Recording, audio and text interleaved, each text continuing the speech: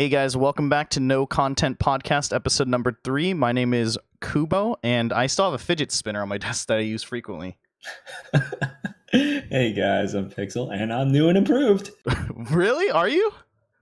Nah. Oh, feels right. That's the end of the podcast. Anyway, guys, we'll catch you next week. Hope you guys are doing well. Peace. Pixel, plug your socials. Let's go. This is the shortest episode we've ever had. Oh man, feels bad. I really thought you were like, oh, I got a new mic.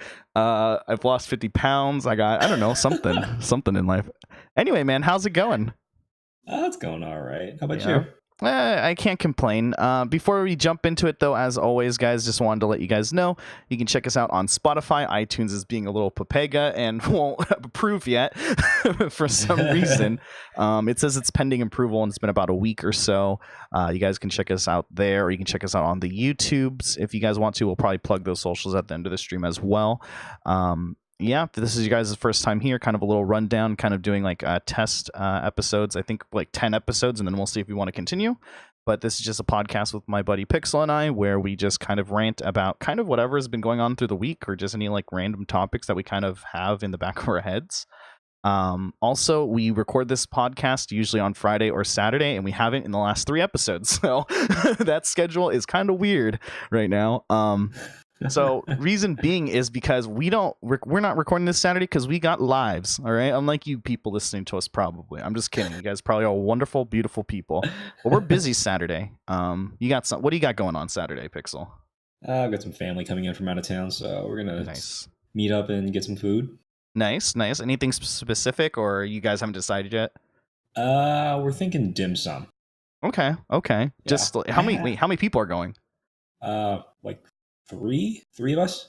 Oh, okay. Dim sum for me has always been this thing where like you need like at least like 45 people there. You know what I mean? True. Like I don't know why that is, but like dim sum's always been this thing where like I don't go with like 2 people or like one. I think like the first time I went with like 2 people was you, but I don't think that was dim sum technically, right? Not really. Well, see, it's like with a big group, it's actually better because you get to try a bunch of different things. So like with 3 people, you maybe order or like 10 plates or something like that. But with like a huge group, you can order a lot more and spread it out among everybody and just get a little bit more of everything. Yeah, so it's definitely more fun with more. Yeah, for sure. I feel like I need to go. Like, do you watch that guy Strictly Dumpling on YouTube? I think I've watched a few of his videos. Yeah, he did one on like dim sum and dim sum etiquette, and it was pretty cool. Like, I didn't know like a lot of stuff. Like, really, like what? Like one of them was like, if you want more hot tea, you put the teapot in the middle of the table and you flip the lid over, like upside down. Yeah. And apparently that like indicates, like I never knew that. I just yelled at them. You know what I mean? Tisk. Yeah, so uncultured. I know, man. Sorry, man. I don't know. I'm like, apparently I own everything from China, but apparently I don't know how to embrace your culture. It's a polite way of doing it without having to like yell across the restaurant to like have someone fill it up. Yeah. So it's easier just to spot it. Yeah. And also if you want more tea, like if someone's pouring you tea, you can tap like a couple fingers on the table. Oh, yeah. That was another thing he said or whatever. Like when someone's passing by or something, right? It's not really when someone's passing by. It's like during the act of someone pouring you tea. Oh, okay. It's like like at your table. Yeah. Oh. It's a pretty old fashioned thing. I don't see it too often anymore, but it's like one of those customs. Huh. That's really weird, but cool, I guess. I mean, that's convenient, I guess, right? Yeah. Dude, the last time I went to dim sum, I went with a big group of people, and like we went after like a camping retreat, right? Like we all went camping, like kind of snowboarding and hiking, and then we all went to this dim sum place. And I want to say about half the people have gone to dim sum before, and the other half have like basically never had like anything like this. Like it was very like extreme, right? So we got 2 tables, and then we had 2 of our friends who are Chinese, they're brothers, each at a different table so they could order for us. So it'd just be like way convenient. So like tell these people what you want, give them the orders, and then like boom. And it was just really funny like seeing what people ordered, because pretty much like I think all the people who have like never really been to dim sum, like they kind of knew like this isn't going to be like a lo mein, chow mein, orange chicken type of thing, right? But like all they ordered were like the steamed pork buns. You know what I'm talking about? No. Like the chashu Yeah, baos, yeah. basically. That's Yeah, all yeah. they ordered, pretty much. They're basically ordering snack food. Right, yeah. And then it was funny because the two brothers were like, oh, we'll order this, we'll order that, or whatever. And they ended up ordering like the most random like stuff that was like, even I, like personally, like I wouldn't eat, right? But they ordered like chicken's feet, frog legs, in like drenched in like black sauce, like stuff like that, where it's like, I don't think I would even eat that. And let alone there's like at least half our group is like people who have never had this type of food before. Yeah, that's a risky order. Like I'm okay with chicken feet. Like I like it. Okay. But if someone hasn't had dim sum before, they're gonna be freaked out by it, and they're probably gonna barf all over the table. Right. And I wouldn't order that for them. Right. It's also another thing too, where like it's like kind of like I don't. Okay, so here's my thing. Maybe it's an American thing. I don't like food that takes a lot of work, and I feel like chicken feet takes a lot of work. Like you can't just eat it. You know what I mean? You have to like eat around it. Yeah. Does that make sense? Like it's kind of like crab legs too. Like I like crab, but I don't like the work that's involved for how little you get from it. I just want to eat it. Yeah, just imagine it like a tiny, tiny, tiny chicken leg. You have to like just eat around it. No, I know. I've had it before, and it's still annoying. And I don't feel like you get much food from it. And I'd rather just eat something else. Yeah. And I just get frustrated, and I just go, and I just forget. I just say, forget about this. Is stupid. You know? It's all about the experience, the flavor. I don't know. Maybe I didn't get good ones, but yeah, that was my last dim sum experience. But I mean, besides that, is that basically what you guys are going to do? Yeah, pretty much. Okay.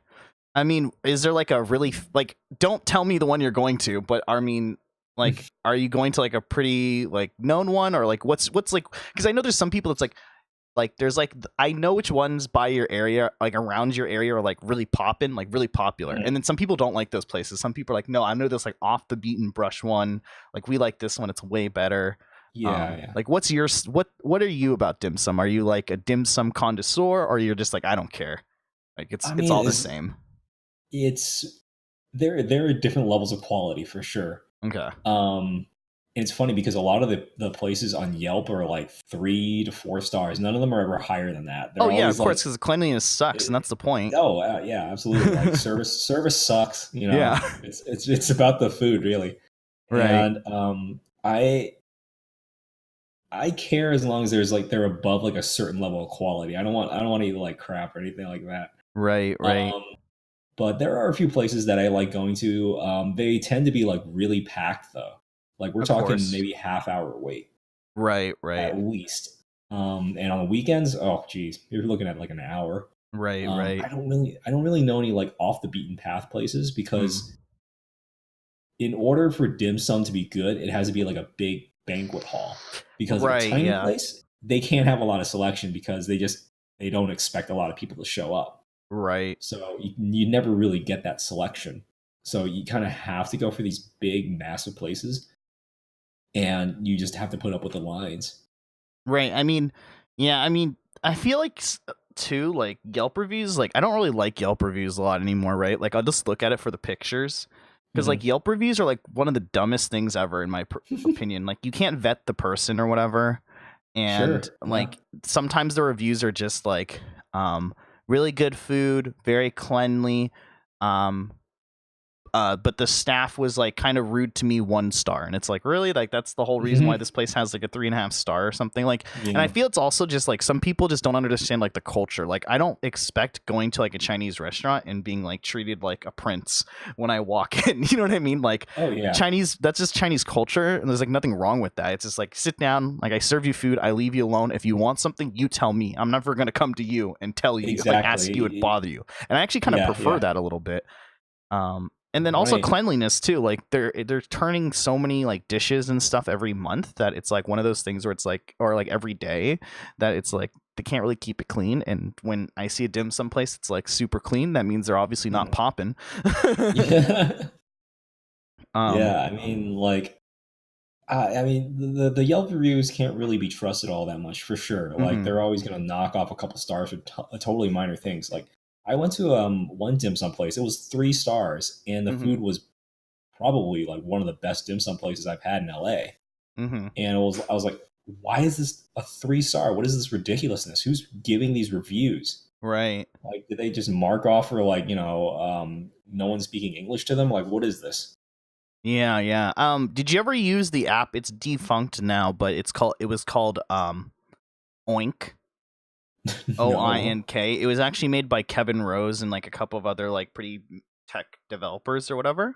Uh-huh. I really liked that app because it got bought out, and I think they got bought into Google and just did some stuff for Google. But I really liked that app. But it was pretty much an app like Yelp, but so Yelp is like big picture, Mhm. right? And so Mhm. instead of it being like big picture, what it ended up being you could only rate like certain things specifically within the restaurant, and you can only do like Mhm. 3 or 4 of them. So you couldn't like rate like Hmm. every single thing, right? So like for Right. example, like in this dim sum place, like you can have 3 ratings and you could rate like any individual dish, or you could rate like you could rate like the general cleanliness or the staff, and those were your 3 reviews. Hmm. That was it. Like that's all you could do. You know what I mean? Okay. And there was Yeah, like yeah. nothing else that like you kind of could do with that, and I really liked that concept. That's pretty You know cool. what I mean? Because it's like the stuff that's like, so it's like, yeah, the staff might not be good, but look at the food here. It's really, really good. Like this, or like these 5 or 6 dishes have like 300 reviews each. So like these Yeah. are the dishes that people really like. Whereas like on Yelp, it's kind of like this big picture type of thing. It's just the whole thing, like in general. So, the reviews might be low because, like you said, because of staff, or Mhm. because Right. they don't like the parking lot, Mhm. right? It could be something that's like Yeah, nothing yeah. to do with like the actual restaurant itself. I really like Yeah. that app. Unfortunately, it's not around anymore. No, that sucks. Yeah, I think the problem Yeah. was it was only on mobile. It wasn't on website, so it's kind of cumbersome to like rate something. Yeah, yeah. Have you heard that whole scandal with Yelp getting payments for raising the stars on a restaurant or like any store really? Yeah, oh yeah, I've heard that, and I've heard the controversy of them like getting paid to remove ratings. Oh yeah, yeah, The that too. opposite. So Yeah, it's pretty shady, but all in all, I mean, it's still decent. Like it's still like a general idea. You're never gonna get like a 1-star place if the page says it's like a 4-star. Like it's never gonna be like drastically different. right, but I mean, like I don't know, in this culture nowadays, like the difference between like a 3.5-star review and like a 4-star review for some people is like huge. You know what I Yeah. mean? Because people are like, this isn't going to be a 5-star review. People see a 5-star review, they're like, okay, dude, this is kind of weird. Like this place probably just opened up, and then 4.5 stars, like that's kind of expected. That's like, okay, this place is really good. And then 4 stars, like, okay, this place is pretty good. And then anything, it's like gaming reviews, right? But it's like anything under 4 stars, some people start going like, I don't want to go here. You know what I mean? It's like gaming reviews. Yeah. Like gaming reviews, they rate on a scale of 6 to 10, or like 6 to 9.8. You know what I mean? Like it's never a 10. It's never below a 6. It's always like Yeah. somewhere in between that, right? Right, right. So like I get that kind of like the reviews are kind of skewed. It's actually kind of crazy how much we rely on like Yelp and stuff like that Mhm. to like really, or like these reviews and even like Google reviews to really like influence like what we even eat and stuff like that, you know? Yeah, it's really weird now that I think about it. Like when I look for like be back in the day, it's like, oh, that like, oh look, there's a new place in that lot over there. Like I'll go try that out sometime this week, and I'll just go. But now it's like I see a new place, I just Yelp it. I'm like, let's see if it's like worth going, and like see if it's worth my Yeah, time. Oh, it has bad reviews. Never mind, I'm not going. You know what I mean? yeah, yeah. So I It's don't it's know. like a blessing. It's a blessing and a curse. Oh yeah, for sure. But yeah, I mean, speaking kind of on Saturday, I also have, well, not also, but my aunt's coming over to drop off some Easter stuff for us because Sunday is Easter Sunday, and then we're going to lunch with her. I don't know where we're going. Hmm. So I guess we'll kind of figure that out, but we're definitely not as Asian as you, so it'll probably just be like a normal restaurant, to be honest. Yeah, go to IHOP. Yeah, we're gonna go. Oh, IHOP, dude. Um, I was actually talking to my dad about this, man. But like, dude, who goes to coffee shops anymore? Like, just in general, like Denny's is like only open for like drunk people late at night. IHOP, like like Norms, right? There's like a bunch of Yeah. places. Like, who goes to these anymore? Like, really?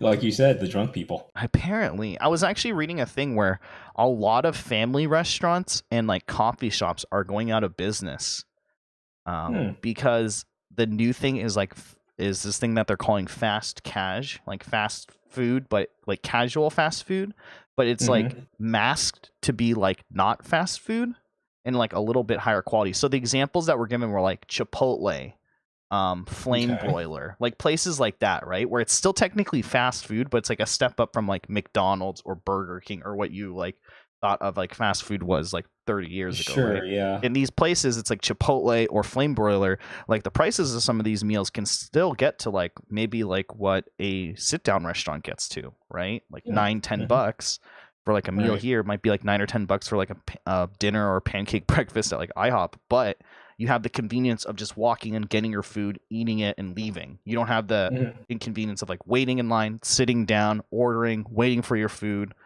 and then like having to tip someone on top of that. At least in America, if you're from the States, tipping. Yeah. So I thought that was kind of interesting, and that apparently like it's not just like coffee shops like IHOP or Norms, but apparently a lot of restaurants, from what I understood, from at least from this article. I'm not an expert on this, but like just like Chili's or Outback Steakhouse or Olive Garden or like any of those kind of like sit down like family restaurants are really suffering because of this stuff. Yeah, I can imagine. Like, there's probably so many reasons for that.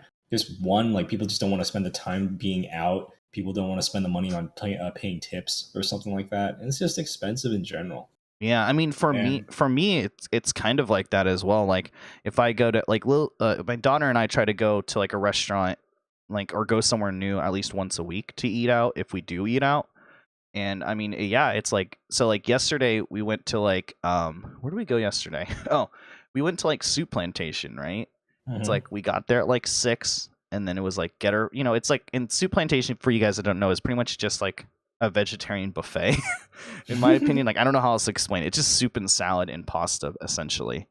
But yeah, like we got out. It took us like, and we were like kind of going fast. It still took us like an hour and a half to get out of there, and then we had to like, we got home. I kind of had to like rush her to bed, and like it took a while. And then plus on top of that, it was like not expensive. I would say like let's say $15 or something. But then there are like servers there to like clean up your stuff and all this stuff, which you do have to tip like a 15% to. So then realistically, it like goes to closer to like $20, let's say. So yeah. Yeah, dude, like anytime I go to a sit down restaurant, it's an event. Like it is something special. I don't care how crappy this place is. If I'm sitting down and waiting for someone to like come to me, then that is an event. Yeah, it's like with the boys. It's like just chill it or whatever, like every time. Yeah, for sure. Yeah, it's like going to some diner and getting like some crappy toast with a butter like in the little foil wrappers. Like that's an event. For sure. I mean, speaking of events, though, we did have an event that happened this past weekend that we did talk about on our other podcast, Deep Thoughts podcast, and that was TwitchCon Berlin. And, you know, we talked about this on that podcast already. I've talked about it on the morning coffee as well. This is the third podcast I'm going to be talking about it. Luckily, you don't have to talk about it tomorrow on Twitch on This Week in Hearthstone. But I just want to kind of give like, because we kind of like on Deep Thoughts, we follow a script. We have show notes about what we're going to be talking about and stuff. And so I kind of wanted to give this like, it's been like about not a week, but it's been a few days since we recorded that episode. And I kind of wanted to just like let you have the floor, like let both of us have the floor really. And like, what did you think about TwitchCon EU? Don't hold anything back. Like, have your thoughts changed from it? Like, did you think the event was utter crap? Did you think the event was really good? Like, just really quickly, like, what did you think about it? Honest opinion. Honestly, from a big picture standpoint, I guess. Yeah. Maybe I'm not like really well versed in like the EU streaming world, but I don't know how many streamers are there and large enough to attend this convention. Because I don't know how much of a following those meet and greet streamers had, but I feel like it needs more. It needs like more personalities, and that's my first reaction. So a lot of like the big name people are from NA, right? And I don't know. It didn't really feel like an EU centric convention, you know. Right. It felt like we're just kind of bussing over like NA streamers and it's kind of chilling over there. Even the bussing in of the NA streamers, there wasn't many, right? Like we could probably just like off the top of our heads probably name like 90% of them. You know what I mean? Yeah, I mean, that's kind of how I feel about it too. I think the big thing is, and I hope that Twitch gets their act together when it comes to this for sure, because we definitely know that Twitch is listening to this podcast. But I do hope that Twitch really does just improve their lines of communication. That's been something that has really been bothering me for probably the last like 2 years. Is just really improving their lines of communication. I still don't like, just kind of on a tangent, but I don't like it when a streamer is suspended or banned and they kind of get like a generic email about it, and there's no way for them to communicate with them because you have to communicate with your Twitch account, which is banned. Yes. Like, I don't like that at all, but even just for this event as well, I feel like it was very poorly announced. It was just kind of announced in a random blog, and then we had radio silence for months. Where then it seemed like they probably announced it first, then tried to look for a venue later. Then it was first quarter, so they were probably going through, in my opinion, budgeting. And then from there, they were probably just like, okay, it's gonna be here. We have a month now. I think that a lot of streamers, from what I recall, were gonna be going to TwitchCon Berlin, and some that I even mod for, and they then said, yeah, we can't, we can't now. You know what I mean? It's too late. It's a month from now. I can't just buy plane tickets. Like, I have things that are happening. And I feel like that's what happened as well with even just like the big streamers, the big top 5% of streamers, is that they probably were planning to go. There were even some EU streamers that I was very surprised that didn't go. And they were like, yeah, I can't now. I have things going on that week. You know what I mean? Yeah. So I do feel like it could have been a little bit better. I feel like, I want to say almost probably 60% of it, maybe more in my opinion, is probably just due from poor communication and poor planning on Twitch's end. Because when this was first initially announced, I feel like a lot of streamers from NA, even from EU, that were big streamers that were not there, that we can probably name off the top of our heads as well, never showed up. You know, and never went. So right. Yeah, communication is definitely an issue in just all different forms. I don't know if they're stretched thin. I don't know if they're just ignoring stuff. I don't know what the answer is, but they really need to up their communication game. Yeah, for sure. They did say afterwards, by the way, that there was going to be another one. They said, see you next year. So yeah, I mean, I don't know. It was the first TwitchCon on EU, so I mean, I'll give them that for setting up the con itself. It's fine. It's just the underlying things that kind of that affect everything across Twitch, not just the TwitchCon part of things. Yeah, like the thing is though, like my counterpoint to that though is like, yeah, I get that, like, and I should give some grace to it being the first TwitchCon EU. At the same time, it's not their first TwitchCon. Like, they had record-breaking numbers for their last TwitchCon, where it was probably like way too many tickets sold for that. You know what I mean? And way too overcrowded and way too popular. Oh yeah, right. Yeah. And so it's not their first rodeo when it comes to like throwing convention. If this was the first TwitchCon, sure, I get it. They're a small company at that point. They've never done something like this. They're testing the waters. They don't want to do this or that. I get it, but it's not their first time that they've like thrown a convention, and this was definitely, in my opinion, a disappointment for sure. I think they could have capitalized on this a lot better than like how they did, for sure. Yeah.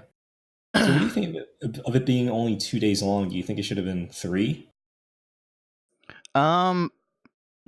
I think with the size of it and what there was to really do there, no, I think 2 days is fine. I think that I still believe that their plan for TwitchCon is, there's a reason why the San Jose using San Jose because that was last year, but there's a reason why the upcoming TwitchCon 2019 is not called TwitchCon NA 2019. It's just called TwitchCon 2019. I think they want that one to be the big event, the big 3-day event. And I think during, other times of the year and stuff like that, they might have TwitchCon EU or TwitchCon Asia or TwitchCon Canada or whatever it might be. Smaller, other TwitchCons that are, an umbrella con under the main TwitchCon where people who can't make it to the official TwitchCon can go to. And it's more supposed to be centered on those big streamers and giving those streamers from those regions a better spotlight. Yeah, for sure. Right. But there is an underlying issue when, like, I'm just going to name drop because I don't care, but it's kind of an issue when, like, say, Forsen, one of the biggest TwitchCon, like one of the biggest EU streamers, he's not at the con. Right, You know what I right. mean? Or just like some of these other big streamers that said they were going, like Bodhi, he's a pretty big RuneScape streamer. You know, he never showed up. He never ended up going, or just any of these other streamers. What we saw there was we saw a lot of big streamers from NA, a handful of them that we can name probably on our fingers right now. And then we saw a bunch of like mid-tier streamers, EU streamers show up as well. So I definitely think that it could be planned a bit better, but I think 2 days is fine. I think that's kind of the route that they're going to be going though with these type of conventions, in my opinion. To not take away. I think they want the main TwitchCon to be a main TwitchCon. Totally, yeah. The one positive thing though about TwitchCon EU was that there was just a complete lack of crowds. Like, yeah, I like a convention experience where I'm not just completely covered with people all the time. Like, there's space to move around, there's space to just like breathe, and I can go to the that. bathroom fast. I can go get food Exactly. fast. Yeah, Yeah, there's no no, for waiting sure. period. Yeah. Yeah. That ain't gonna happen in TwitchCon San Diego, that's for sure. Yeah, unfortunately, we'll see if I even go this year. But I mean, yeah. Well, it's like one day. We'll see. To be honest, I don't like. Here's the thing. I've never felt like I've needed all 3 days to go to TwitchCon, especially when I don't have like a lot of streamers doing much. Like mostly it's the floor and just running into random people that like I kind of know and stuff like that, which is cool. Yeah. But overall, like every time I've missed a TwitchCon, so if you guys don't know, I've gone to most of the TwitchCons, but when I do, I usually get a 1-day pass. I usually don't get a 3-day pass. Every time I've gone, and it's usually on Saturday. So TwitchCon is Friday, Saturday, Sunday. Usually when I do go, Friday and Sunday, I'll watch streams, I'll watch people stream there, and I never feel like I'm missing out. I'll never feel like, oh man, I really wish I was there. I really wish I could go to this convention. I've never felt that with TwitchCon ever. When I am there, it's fun. I enjoy it, and I'm like, okay, I got my day in. Like, I got my fill. I'm out. You know what I mean? Fair enough. But besides that, I don't know. When San Jose, it's pretty far from me. I didn't really have the budget to go and get a hotel and stuff like that, or didn't really want to spend the money on that because obviously I couldn't go for just 1 day as well. I'd have to buy a hotel. I don't really like rooming with people, etc., etc. I didn't go to it at all for 3 days. I was perfectly fine. It was just another weekend for me. I watched some streams from it. It looked pretty cool. Yeah. So I didn't feel like I was missing it, or I don't regret not going to San Jose, to be honest. And I even more so because of all the issues that we had there with just overcrowding. I have some friends that I know IRL, as well as some friends that I mod for, who are also Twitch partners. So I kind of got the vibe from everybody. I got kind of the people who just watch streams. I got the viewpoint from the people who are affiliates there, and I got the perspective of the partners there as well.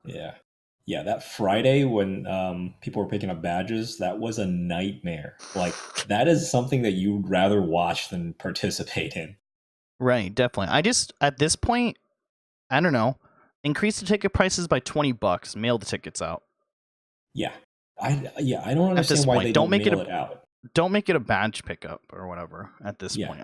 I think the reason why they make it a badge pickup is like they're probably like, oh, there's this sense of community when you're hanging out there, right? Like you're standing in line, it's like, oh, cool, that's so and so. I know that streamer. Like, oh, you know what I mean? Like the whole line waiting thing. But who cares? Like, I don't care about that crap. Just mail the tickets out. Yeah, I mean that's kind of like, yeah, there is that. You just like there's that partner line. It's completely empty for most part. Like it's easy to pick up a badge if you're a partner. Right. And like, I don't know if there's much of a community thing where you're just kind of staring from afar, like, oh, there's so and so, and there's so and so, wave to him, hey, right. And that's the thing too, is that if the partner line is not that crowded, open it up then. Allow like, get like some guy, a Twitch staff there to be like, hey guys, you can go to the partner line. Like get your badges from them, right? Because they probably have the same system there to where they can give you the badges, right? But then a partner comes to like, hey guys, stop! This partner needs to go before all you guys. Like just delegate it like that. Yeah. I mean, like, I don't know. I just feel like there's so many solutions to fix it. Just mailing badges out would be the easy thing. Like, oh yeah, for sure. WonderCon does it. I mean, the CCI convention group, whatever they call it. For WonderCon, San Diego Comic Con, they just mail them out. Like, it's no big deal. Right, like, it's in a first class envelope, and you get it in your mailbox. Right. It's not even like a big deal. Right. Yeah. I guess so. Moving on from all this stuff or whatever, kind of wanted to go into like what games we've been playing this week and stuff like that. Any new games you've been playing, or you still been playing that game that you were discussing last week? I stopped playing that game, actually. Really? Okay, so why? Like, well, part of it was I was just like, okay, I'm not really feeling this all that much right now. So okay. I switched back to RimWorld. It's kind of like that Old Faithful game for me. Right. It's like you're comfortable with it. You know how it plays. You still have some things you want to try out in it, and it's still fun. And it can still surprise you. So I'm back to playing that. Okay. How's that been going? Yeah, it's pretty good. I'm basically building like a little dwarf fortress, I guess you could say. It's based on Dwarf Fortress, the game, right. But I'm just digging into the side of a mountain and making like a mountain base. Nice. Side note: are you going to buy Dwarf Fortress when it comes to Steam? I don't know. I'm still like. They said that if it comes out in Steam or whatever, like they're gonna make like they're gonna like improve it like graphically, and it looks like more of like RimWorld and stuff like that. You know what I mean?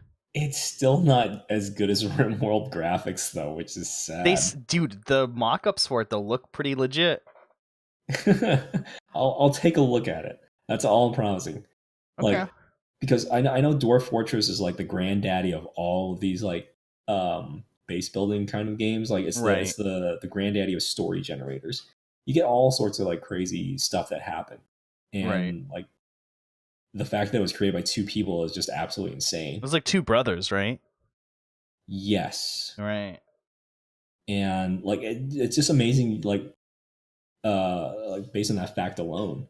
Mm-hmm. So I tried playing like the original one where everything was just like black screen. It was like a black window, and all of the representations of trees and things like that were just like at symbols or like or caret symbols for trees and or mountains and stuff like that. Worst freaking interface I've ever seen in my life. Yeah, I mean that's not too surprising to be honest. But I mean, it's painful. I don't know. I might get it. We'll see. I played the latest one and it's just like way too confusing, and I'm like, this isn't for me. But I'm not into those games. I've been playing a lot of Hearthstone. I actually not been playing a lot of Hearthstone because I've been so busy.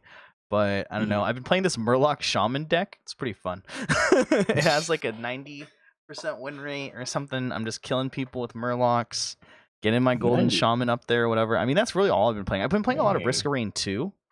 Which I highly recommend to get as well. I've really liked that game. It's pretty much a roguelike game, but it's a shooter. It's a 4-person co-op, and there's like 4 or 5 different classes. Mm-hmm. And I think the unique thing about it is it's a co-op game. So you're just killing like hordes and hordes and hordes of zombies and like monsters and stuff like that. So I've been really having like a really fun time with that. The problem is the games can last so long. Like I think my shortest recorded time is like 35 minutes or something. Yeah. So I had a game that was long. Like 90 minutes the other day. Or like a couple weeks ago. But it's so fun to where you don't notice it being that long. That's the thing. Man, I've gotten to the point in my life where I cannot do that anymore. A single like match or anything like that lasting longer than 30 or 40 minutes is painful. Really? Yeah, I kind of want shorter games now. Shorter bite-sized chunks of things where I can like step away and come back. Mm-hmm. I can't do like any marathons anymore, and I get really exhausted once I play anything that lasts longer than 30 or 40 minutes. Like even like a long PUBG game is like when I played PUBG, that was like what 20, 30 minutes? Yeah, maybe. Yeah. I don't remember, to be honest. If you lasted to like top 10 or something like that, it was around that point. And it was I couldn't do it anymore. It was just like too much of an investment for like one thing. That was too long for you? That was too long. Really? I over time, like I've just been like shortening my attention span for games or something. I don't know what. I used to be able to like marathon games like 8 hours. But you play long like a day. RimWorld and stuff. That's like endless. But I guess it's single player, so that's different for you. It's single player. It's right. so I can play at my own speed. So like after like 20 minutes or something like that, I can step away and then come back to it. Right. So it's like for like Risk of Rain, for example, if I were playing that same match for 90 minutes, I don't know, my brain would melt. I mean, you kind of zone out after a while. I won't lie about that, but I mean, it's still, I don't know, it's still like pretty fun game. But I get you, because like multiplayer games or like PvP based games like that are just like a little bit different for me. I would actually, I don't know, I'm kind of in between. I don't really like when games are super short, and I don't like them when they're super long either. So I'm kind of like somewhere in the middle. Like I wouldn't want to play like a 40-minute like Fortnite game, for example, but I wouldn't want to like just die off spawn instantly and have my game last like 2 minutes. You know what I mean?